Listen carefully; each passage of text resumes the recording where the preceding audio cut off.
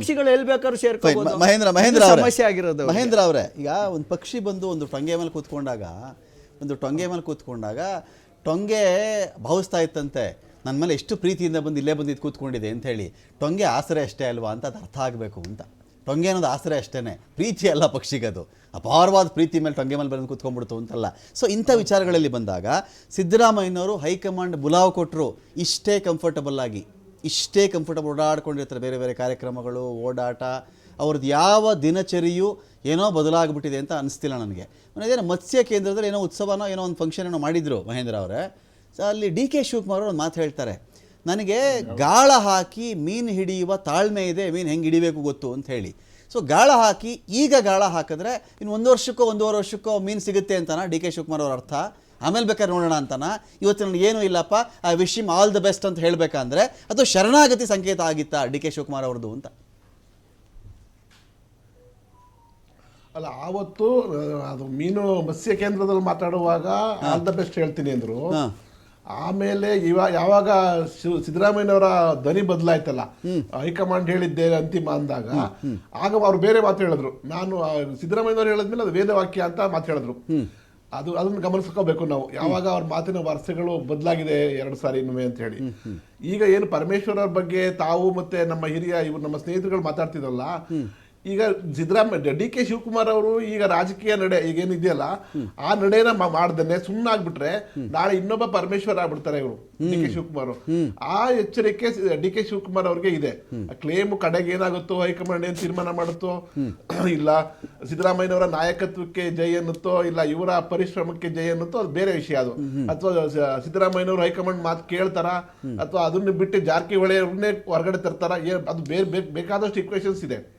ಆದ್ರೆ ಇಲ್ಲಿ ಮುಖ್ಯವಾಗಿ ಡಿ ಕೆ ಶಿವಕುಮಾರ್ ಈ ಸಂದರ್ಭದಲ್ಲಿ ಮಾತನಾಡದೆ ಹೋದ್ರೆ ಇನ್ ಮುಂದೆ ಅವರು ಎಂದೂ ಮಾತಾಡೋ ಅವಕಾಶ ಕಳ್ಕೊಂಡ್ಬಿಡ್ತಾರೆ.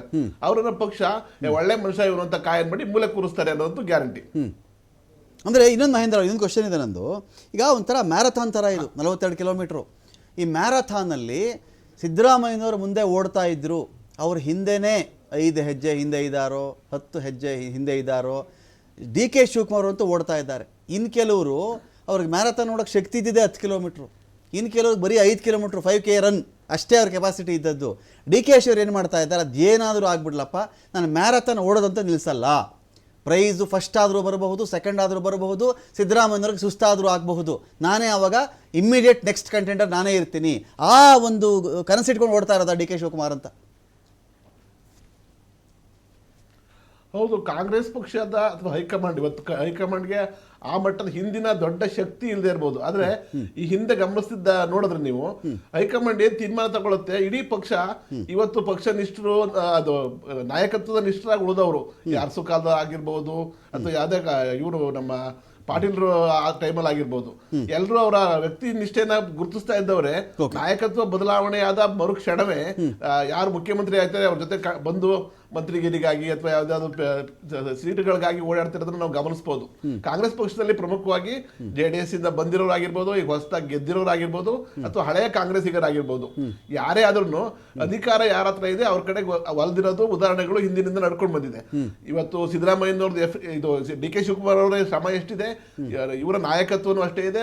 ಬಳ್ಳಾರಿ ಯಾತ್ರೆಯನ್ನು ಉದಾಹರಣೆ ತಗೋಬಹುದು. ಬಳ್ಳಾರಿ ಯಾತ್ರೆ ಮಾಡೋದಾಗಿಂದನೇ ಕಾಂಗ್ರೆಸ್ಗೆ ಒಂದು ವರ್ಚಸ್ ಅಂತ ಬಂದಿದ್ದು ಸಿದ್ದರಾಮಯ್ಯನವ್ರ ಕಾರಣಕ್ಕಾಗಿ.